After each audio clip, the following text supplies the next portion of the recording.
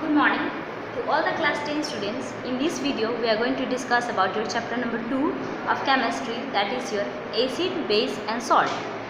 Before beginning with what is an acid, we have to know that on the basis of chemical properties, all the compounds has been classified into 3 groups, that is your all the chemical compounds has been classified into 3 groups, means it has been classified into your acid, base and what?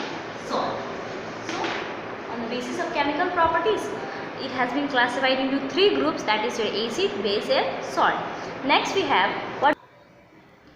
So next we have the substance which can be detected for acid and base, that will be called as your acid base indicator.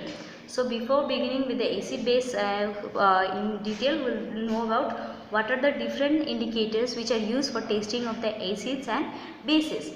So what is an indicator?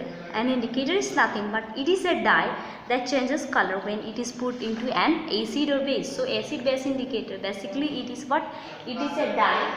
An indicator is nothing but it is a dye. Indicator means what? It is a dye that changes color. That means what? The dye changes color. Changes color. So we have what will be the change of color in acid and what will be the change in color in base. These will be the things that will allow us to know when we put an indicator into an acid, what is the changes observed there, and when we put into a basis, what will be the change of the color when indicators are put. So the 3 common indicators to test for acids and bases are your litmus, methyl orange and phenolphthalein. These are the 3 most common indicators which are used for testing of the acid and bases, that is your litmus, methyl orange and phenolphthalein. So remember, 3 common indicators are what? It is your litmus, methyl orange and phenolphthalein. It is clearly also given in your book, you can underline, it is clearly given in the bold letter. You study that one also. So 3 common indicators are what? Litmus, I repeat once again, litmus, methyl orange and phenolphthalein. Now we'll know what is the change of color in the acid and base. An acid turns litmus, that means what? An acid turns blue litmus to red. An acid will turn blue litmus to red. Blue to red acid. So remember, for an acid it will turn blue to red, and for a base it will turn red litmus to blue. And for red litmus to blue. This is about our litmus indicator. It is of what? Litmus indicator.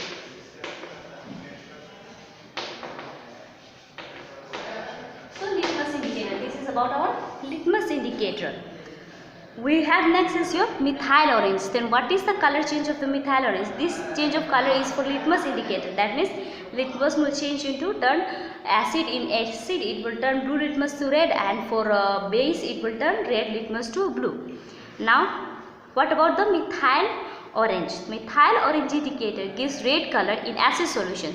So methyl orange, basically it is orange in color. So when we are testing for an acid, it will change the color into red. So the color will become dark, and if for bases the color will become pale yellow. That means if the color of that or methyl orange will fade down. So methyl orange indicator gives yellow color in basic solution. Now the last indicator, that is your phenolphthalein indicator, is colorless in acid solution. The phenolphthalein indicator is colorless in acid solution, and in base solution it is pink in color. So for phenolphthalein you can remember easily that means is what? Phenolphthalein is colorless in acid and it is pink in base solution. So pink in base solution. So this is all about the 3 indicators. 3 common indicators are your litmus, phenolphthalein and methyl orange. Litmus will do what? Blue litmus to red is for acid, and red litmus to blue is for base. And methyl orange, it will turn red color in acid solution and yellow color in base solution. Phenolphthalein is colorless in acid and it is pink in base solution. So yet another universal indicator, that means acid base is the universal indicator which is used for testing of the acid and base. That is why they are called as your acid base indicator, or you can say universal indicator. So litmus is your natural indicator. The natural litmus is the natural indicator which is obtained from a plant called as your lichen. Other natural indicators are your turmeric is also a natural indicator. Red cabbage is also a natural indicator. All these things are given in a book. You can refer that one.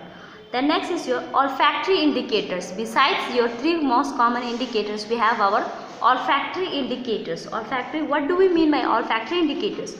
Those substances which smell changes in acid or base solutions are called as your olfactory indicator. That means those solutions which can be detected by the presence of the smell, that kind of indicators is called as your olfactory indicator. It is usually onion, like onion. The common will be onion has a characteristic smell.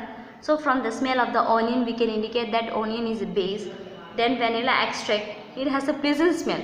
From the smell we can say that vanilla is what? It is acid in color, and so on. All these things are there. Now we'll begin with our main topic, that is our acid. So acid is what? Acid is a substance which has a characteristic sour taste. So acids are those chemical substances which have a sour taste.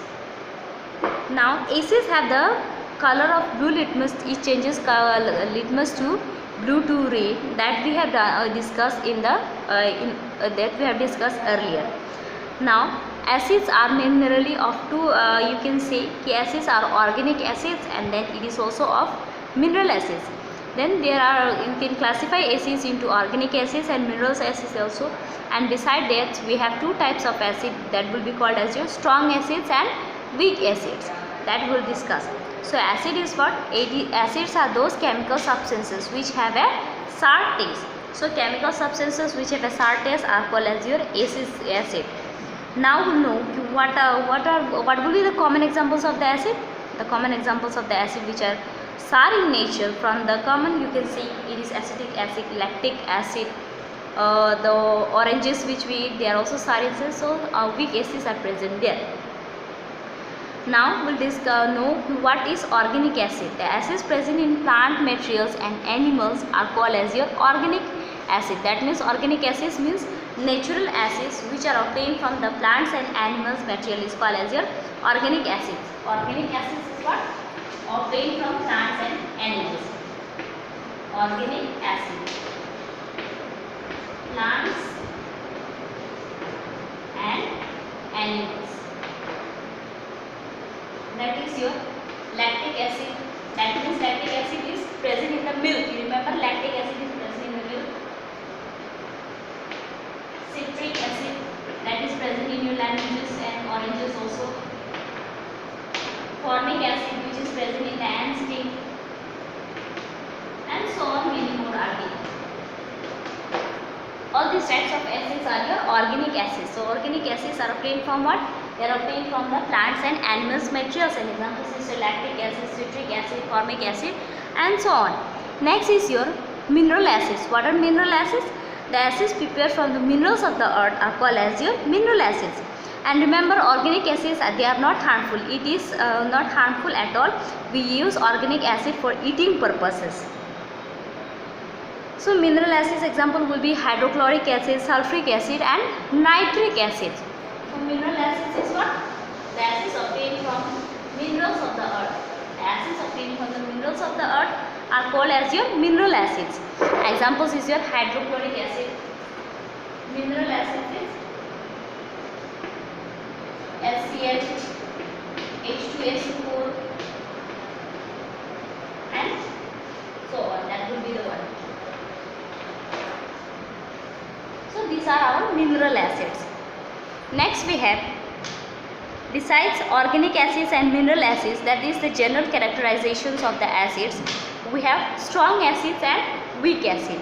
Then we will be studying about what are the characteristics of the acid, chemical reaction of the acids, physical properties and chemical properties we will be studying.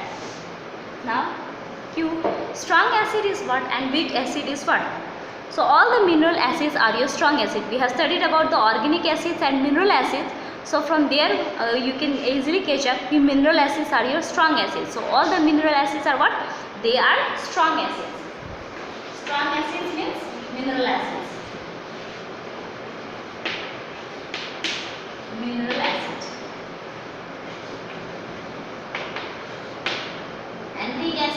organic acid. Organic acid.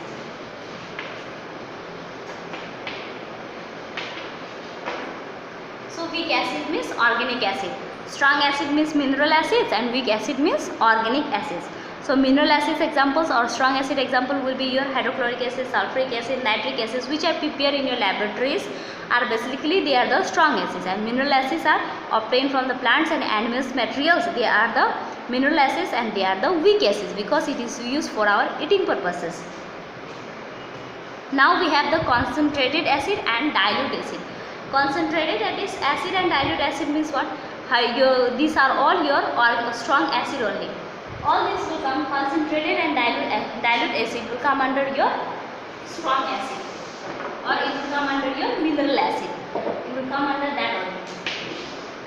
Concentrated and dilute. Dilute means it is not harmful in nature, but it is the mineral acid. The concentrated acid is harmful in nature because the concentration of the substances present there is very much. The concentration of the acid is higher as compared to the dilute. Dilute acid, the acid used to be made dilute by addition of the water. Here we used to do water addition. Water addition is done here. So concentrated acid is used to change into dilute acid. So remember, the concentrated acid itself we can change into the dilute acid, and this can be done by adding amount of water, sufficient amount of water. There will be less amount of acid and more amount of water will be there.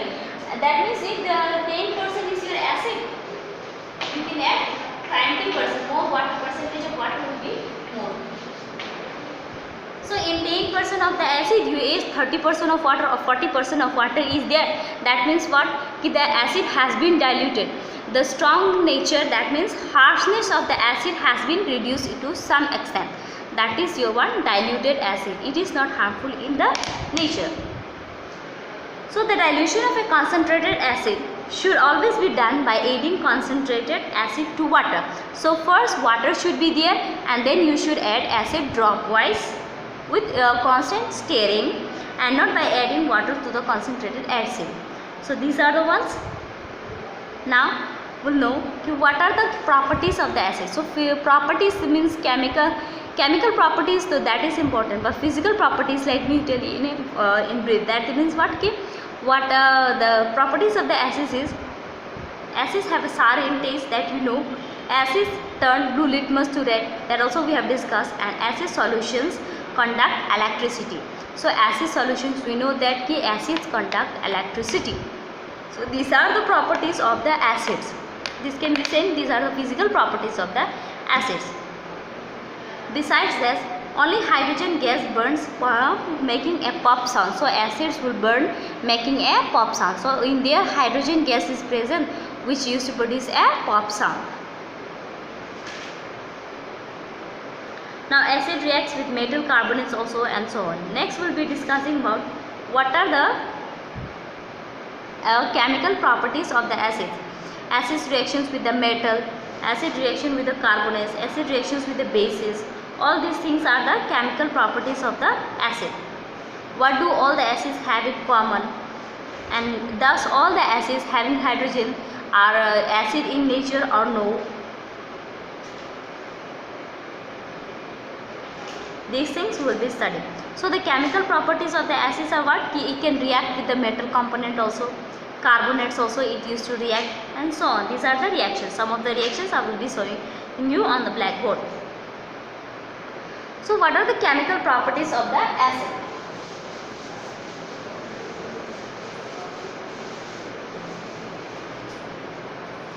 So acid, metal reaction with the acid. Acid reacts with zinc sulfur to form zinc sulfuric acid. That means what? If metal plus acid will give you salt plus hydrogen.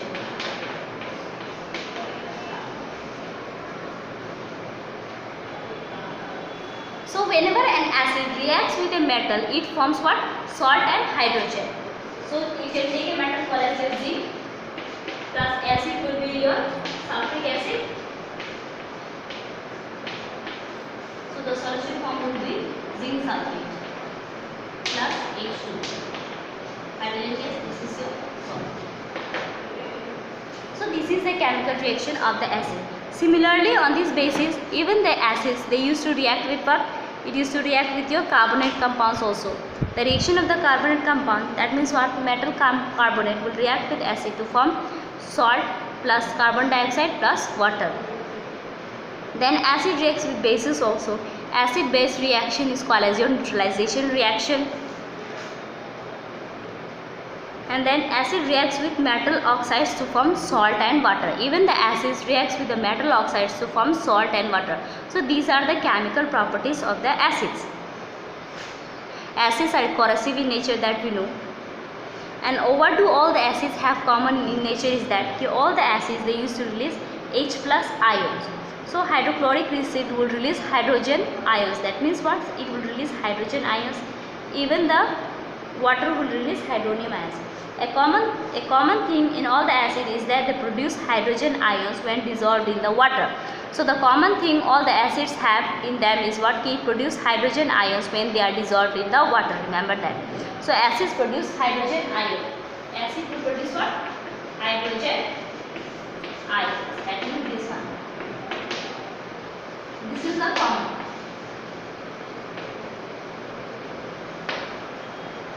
So this is common in all the acids. Acid produce hydrogen ion is the common thing in all the acids. Now, to show that all the compounds containing hydrogens are not acid, we know that from here what will be understanding that all the substances which produce hydrogen ions are acid in nature, but it is not so. Your glucose component, the glucose which we take, are these acids? No, but it produces hydrogen ions. So these things are not so. So we will get clear with that part. Hydrochloric acid solution taken in a beaker conducts electricity. So acids conduct electricity. Sulfuric acid also conduct electricity. Then if you take a glucose solution in a beaker and switch on the current, the bulb does not glow in this case. So glucose solution, what is that? It is producing hydrogen ion, but it does not glow itself. It does not conduct electricity. Glucose solution does not conduct electricity. Alcohol solution also does not conduct electricity. Then the aqueous solution of an acid conducts electricity due to the presence of charged particles called as ions in it. That is your that means hydrochloric acid. All these things produces. So due to the absence of the ions, glucose ions and alcohol solution do not conduct electricity. Although in the glucose and hydrogen alcohol, there is a presence of hydrogen, but when it is dissolved in the water, it does not produce hydrogen ions. It does not release these ions, it does not release. So if it does not release hydrogen ions as a free, then what? It cannot conduct electricity and it is not acidic in nature. So this is all about what? All hydrogens containing compounds, they are not acidic in nature also.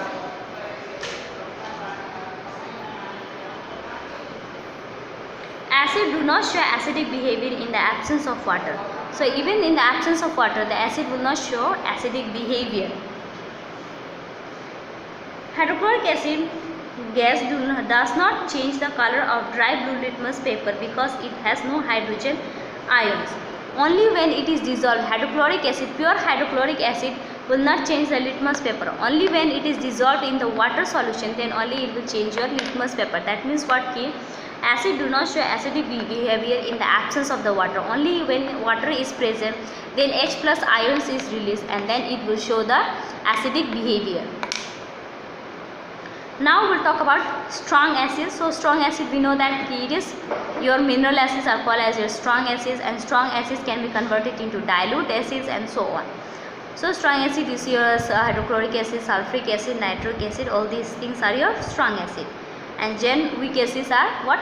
They are the mineral acids, organic acids, which partially ionizes in water, fully does not ionize. Strong acids fully ionizes into water, but weak acids partially ionizes into the water. Now we'll know what are the uses of the mineral acids in the industry. So what will be the use? Sulfuric acid, it is used in the manufacture of your fertilizers. This is the common use of your mineral acids. So sulfuric acid is used in the manufacture of your fertilizers.